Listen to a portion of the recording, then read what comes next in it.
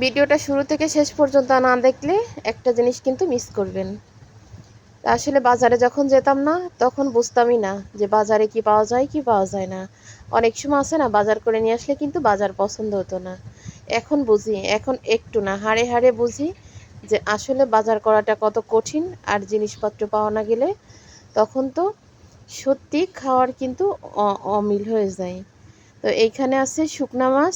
আমি 1 কেজি শুকনা মাছ আনাইছি 1140 টাকা দিয়ে। 1 কেজি শুকনা মাছ, মাছগুলা কিন্তু অনেক বড় বড় ছিল। আর এইখানে হচ্ছে হাফ কেজি চিংড়ি মাছ আনাইছি 340 টাকা দিয়ে।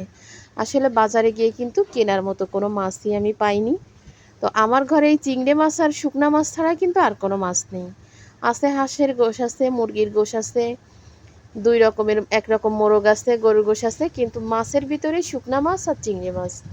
রান্না করব কি, সারা বিকাল থেকে কি রান্না করব কি রান্না করব ভাবতে ভাবতে কিন্তু আমার সন্ধ্যা 7টা বেজে গেছে।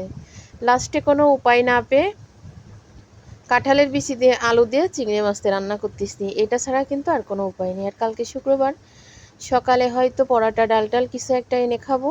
আর দুপুরবেলা তো গরু হোক মুরগি হোক যা হোক একটা কিছু রান্না করব। এই জন্য রাতের জন্য আর কি এই রান্না করলাম। আসলে রান্নার জিনিস না থাকলে না ভীষণ টেনশন হয়, কি রান্না করব কি রান্না করব। আর বাজারে গেলে যে মাছ পাওয়া যায়, আমার ছেলেরা কিন্তু সেই মাছ মোটেই খাবে না।